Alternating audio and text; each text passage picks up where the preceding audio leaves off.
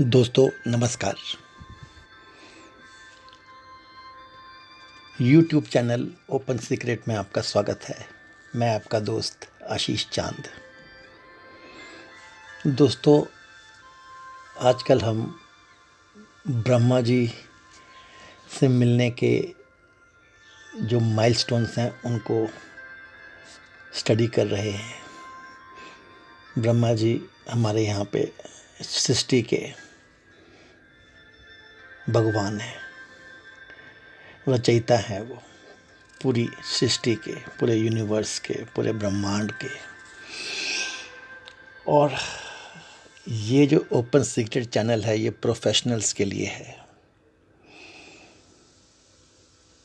और जो प्रोफेशनलिज्म है, जो टेक्नोलॉजी है, अभी पूरे जो डेवलप्ड वर्ल्ड है उसकी ही चलती है।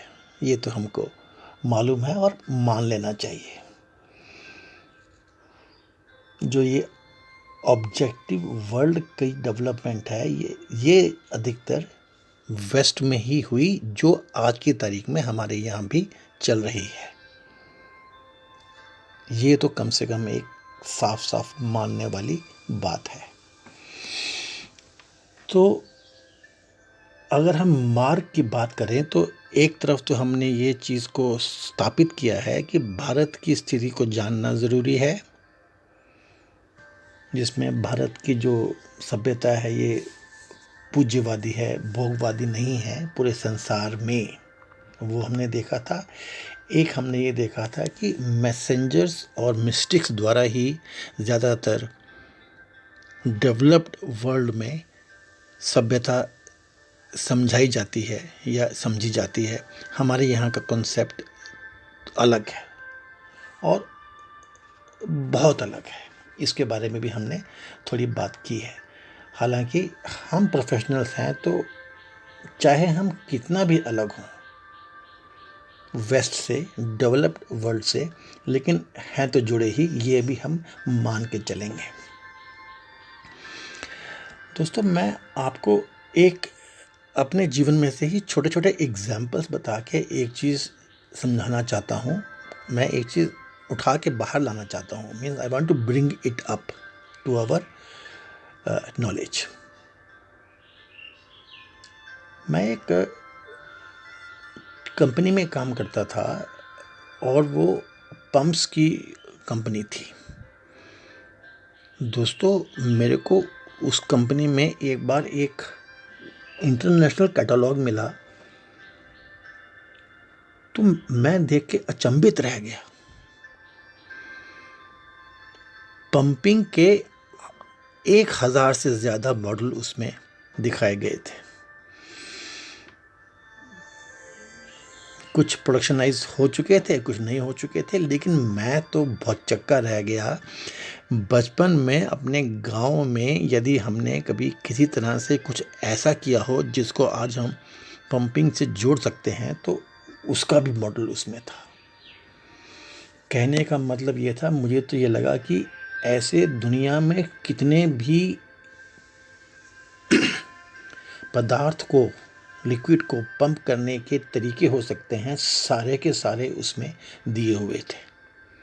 ठीक है, उसमें से प्रोडक्शनाइज या कमर्शलाइज कम हुए होंगे, लेकिन ये था उनका उस कैटलॉग का सार। फिर मैंने एक टू व्हीलर कंपनी ज्वाइन की तो उसमें मैंने देखा उनके मास्टर कैटलॉग में कि दुनिया की कोई ऐसी सोच ही नहीं थी जिस सोच का टू व्हीलर मॉडल में या ना बनाया हुआ हो, आइडियाज़ के पॉइंट ऑफ व्यू से, प्रोटोटाइप्स के पॉइंट ऑफ व्यू से। फिर दोस्तों जब मैं थोड़ा और बड़ा हुआ और मैंने डेवलप्ड वर्ल्ड के यूरोप में और यूएस में चक्कर लगाए, बहुत चक्कर लगाए, तो मैंने इस चीज़ को साफ साफ देखा कि कैसे हम लोग उन कंट्रीज़ में मैनुअल वर्किंग से ऑटोमेशन की वर्किंग, फिर सीएनसी की वर्किंग, फिर हाई स्पीड की वर्किंग में गए हैं। कितना उन्होंने स्पेंड किया है ऑटोमेशन के ऊपर या मटेरियल फॉर्मेशन या प्रोडक्ट डेवलपमेंट के ऊपर, कितना, मेरी तो आंखें भुचक्की रह जाती थी। और हमारे यहाँ की ज़िंदगी थोड़ी अलग है प्रोडक्शन की, तो ये तो मैं जानता हूँ। आप अपनी फील्ड में इस चीज़ को अगर ऐसा समझ पाएंगे तो आपको इसका फ़ायदा मिलेगा। दुनिया कितनी बड़ी है और हम तो इंडिविजुअली बहुत छोटे हैं। यूएस की एक कंपनी में हम लोग गए, यहाँ से एक टीम थी, मेरे फाइनेंस के सीएफओ थे और मैं था। हम उनके लिए कुछ प्रोडक्ट्स यहाँ से बना करके सप्लाई भी कर रहे थे। तो उनके यहाँ पर उन्हीं प्रोडक्ट्स की कुछ मशीन्स पड़ी हुई थी, जो एक बात चली होगी कि चलो आप इन मशीन्स को यूज़ कर लें।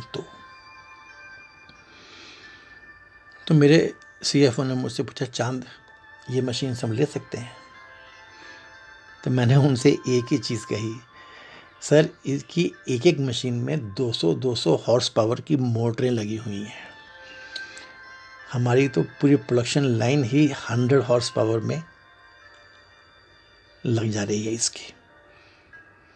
तो ये पावर कॉस्ट ही हम लोग झेल नहीं पाएंगे, बाकी तो दूर की और अलग बातें हैं। दोस्तों, अगर जरा गौर से समझें तो कुछ समझ नहीं आता कि ये जो डेवलप्ड वर्ल्ड है ये कैसे काम करते हैं, क्या करते हैं ये लोग, इनकी प्रोडक्ट कॉस्टिंग कैसे होती है, प्रॉफिट्स कैसे होते हैं। हमारे तो समझ से बाहर की चीज़ें हैं ये सब। एक कंपनी से हम एक फॉरेन में एग्जीबिशन में गए थे। तो मैंने शायद पहले भी बताया था एक वीडियो में, हमारी कंपनी का एक छोटा सा यूनिट मैग्नेटिक बटन्स पे काम करता था, लेडीज़ के जो पर्सेस में या डायरीज वगैरह में यूज़ करते हैं। और बहुत अच्छी वैरायटी के हम लोग मैग्नेटिक बटन्स उस यूनिट से बनाया करते थे। इधर जब हम उस एग्जीबिशन में गए यूरोप में, तो कुछ बायर्स आए ईरान से और वो हमसे शिप लोड्स की बात कर रहे थे, शिप लोड्स ऑफ सप्लाई। सच में कहूँ तो मैं तो डर सा गया था। तो बाद में धीरे धीरे मुझे समझ में आया कि दुनिया बहुत बड़ी है, बहुत मतलब बहुत बड़ी है। और एक चीज़ मुझे रह रह के ये अब समझ में आती है, और आपको हो सकता है मुझसे बेहतर समझ में आता हो।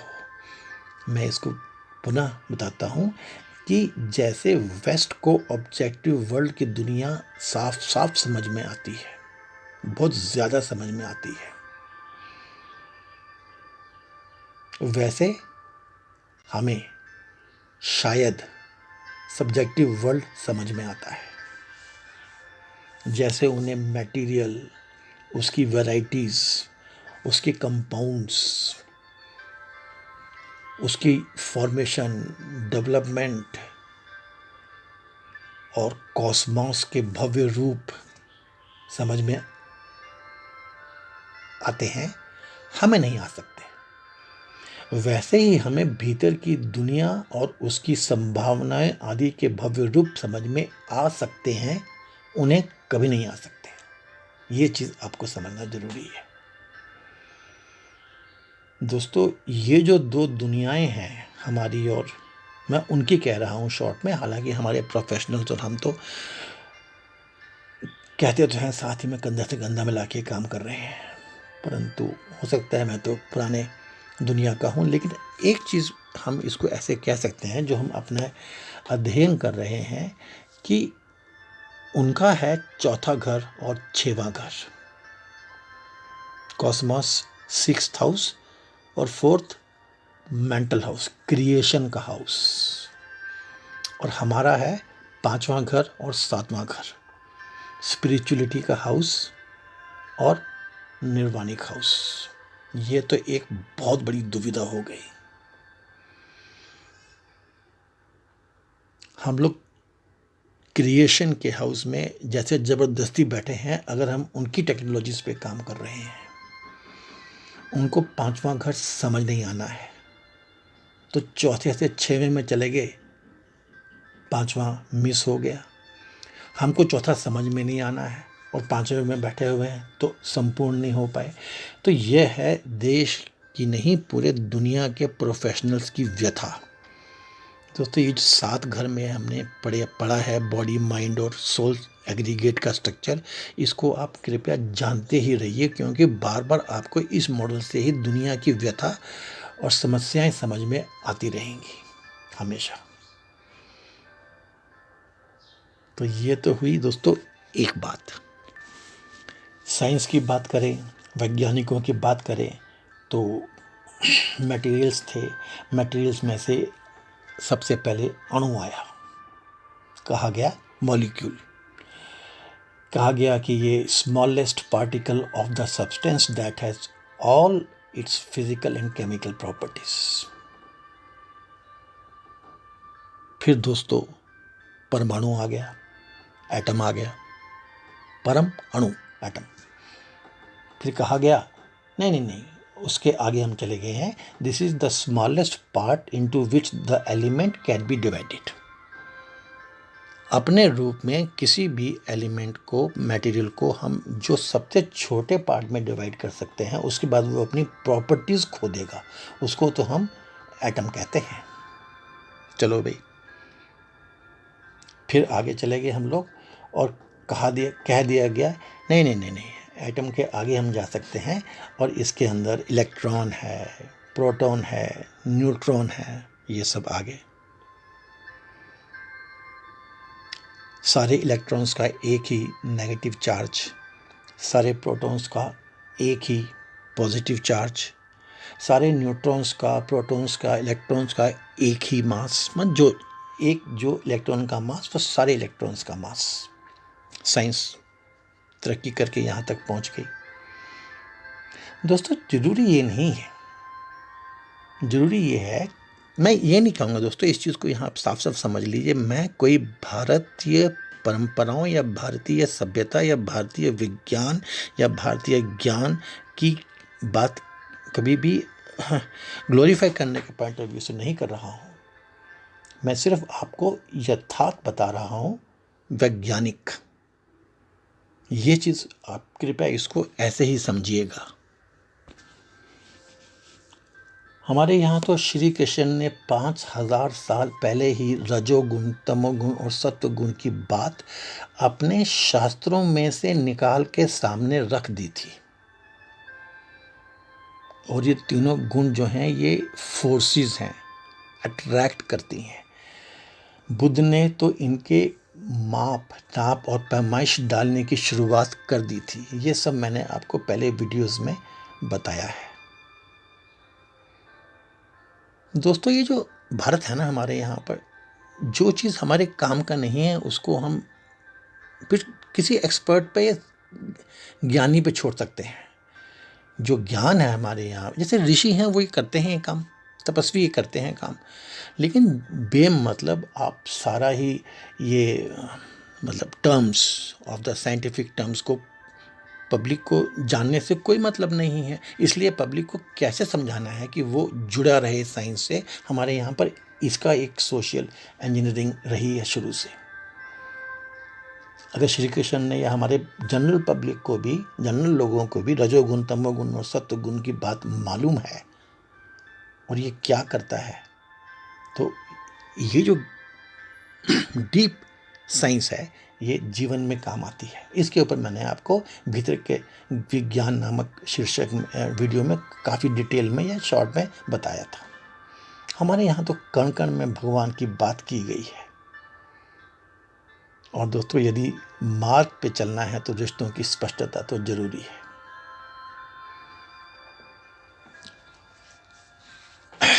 अगर हम क्रिएशन की बात करें, थोड़ा सा और आगे चलते हैं दोस्तों, वैज्ञानिकों के हिसाब से ये हमारा सौर मंडल, यूनिवर्स कैसे बना, कब बना? बिग बैंग से बना। हमारे यहाँ पर वैज्ञानिकों के हिसाब से ये थ्योरी चलती है। बिग बैंग कोई 13.8 बिलियन ईयर्स, ओके, 14 अरब साल पहले हुआ। चलिए, वो अच्छी बात है। और कोई 4.5 बिलियन ईयर्स पहले अर्थ की फॉर्मेशन की बात की जाती है।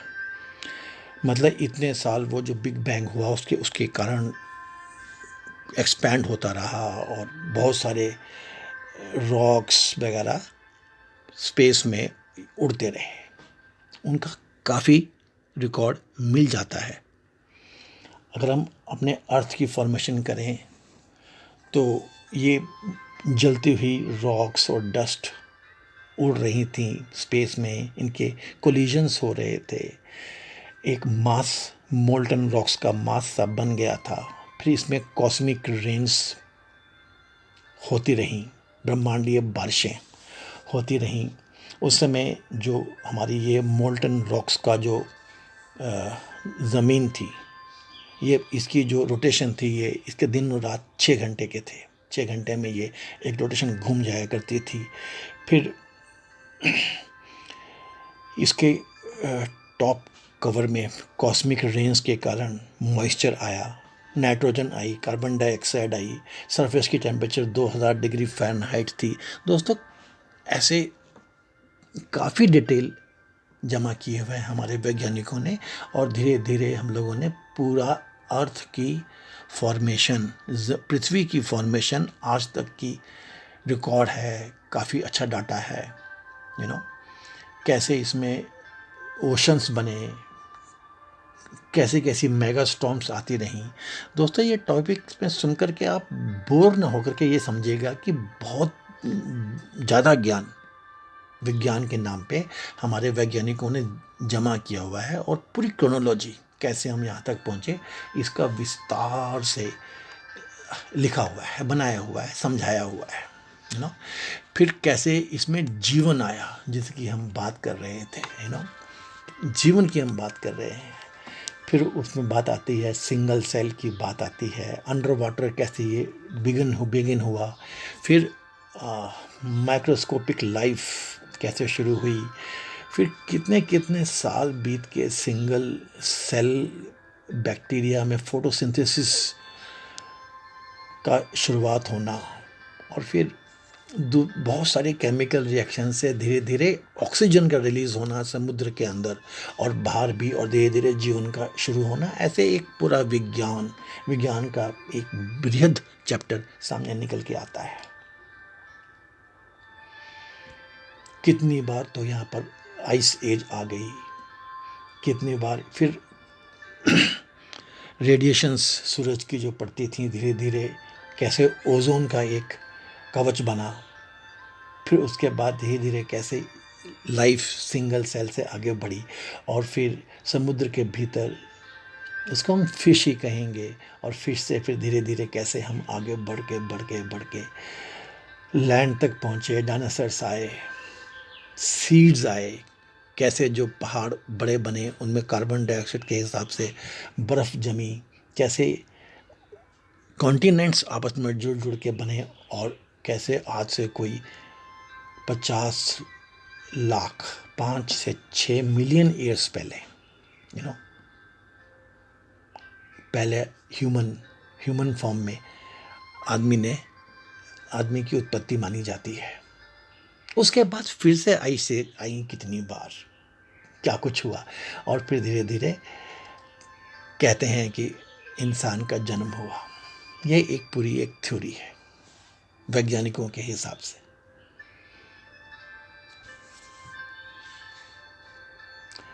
और फिर से रिपीट कर रहा हूँ दोस्तों, इसको कभी भी दूसरे वे में मत लीजिए। अब तो हम ब्रह्मा जी को समझने की बात कर रहे हैं। भारत में जो हमें छुए ना, उसको हम ज्ञान नहीं कहते। ये इतने केमिकल्स, इतने प्रोसेसेस हमारे किसी इंटरेस्ट के नहीं है। हाँ, ऋषियों के इंटरेस्ट के होंगे। फिर क्वेश्चन पूछा जाता है कि ये बिग बैंग कहाँ से आया, तो कोई खास जवाब नहीं मिलता। यूनिवर्स अगर एक्सपैंड कर रहा है तो कहाँ तक एक्सपैंड करेगा, कोई खास जवाब नहीं मिलता। हाँ, डार्क मैटर की बात समझ में आती है, निकाली गई है। यूनिवर्सल ग्रेविटेशनल पुल की बात निकल के आती है। नहीं तो ये तो उड़ जाए सारे सारे एक से दूर जाते हुए, लेकिन डार्क एनर्जी की बात तो है, तो ये एक्सपैंड कर रहा है। डार्क मैटर की बात है तो ये ग्रेविटेशनल पुल में है सारे प्लैनेट्स या बड़े बड़े मासेस। फिर ब्लैक होल्स की बात आती है कि ऐसे ऐसे ब्लैक होल्स हैं ब्रह्मांड में जिनमें इतनी ज़्यादा डेंसिटी है कि उसमें लाइट भी पास नहीं कर सकती। तो दोस्तों ये तो एक कंफ्यूजिंग सा चैप्टर बन जाता है। बिग बैंग से पहले क्या आया, तो फिर एक पैरेलल यूनिवर्स की बात शुरू हो जाती है,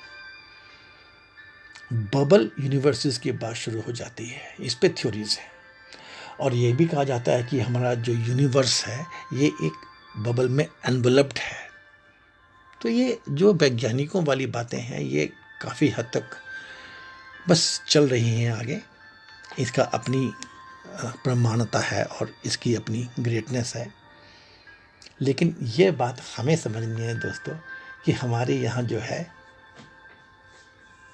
ये तो एक अलग टाइप की दुनिया है।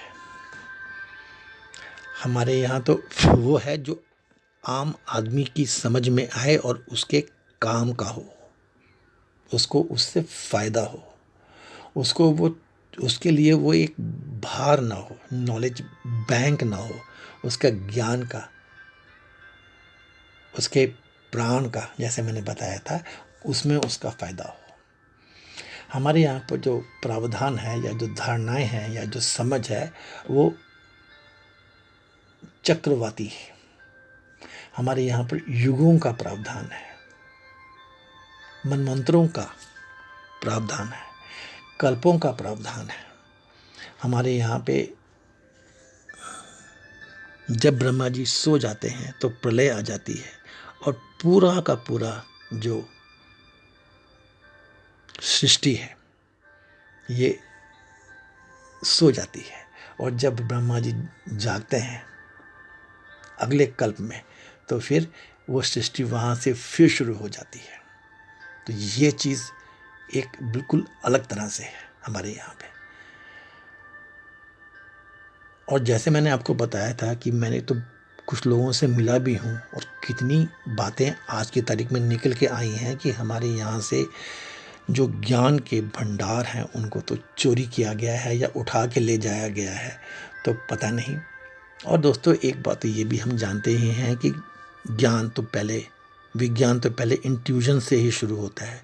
लेकिन मैं ये फिर से कहूँगा, आप इसको दूसरे वे में मत लीजिएगा, कि भारत की संस्कृति, भारत की सभ्यता, भारत का ज्ञान, भारत के स्क्रिप्चर्स की आप इज्जत करेंगे, आप प्रोफेशनल्स हैं तभी कुछ हो पाएगा। यहाँ तो बहुत डिटेल में मेजरमेंट्स हैं। जब हम कालगणना, भारत के कालगणना की बात करेंगे तो शायद मैं इस टॉपिक को टच करूँगा।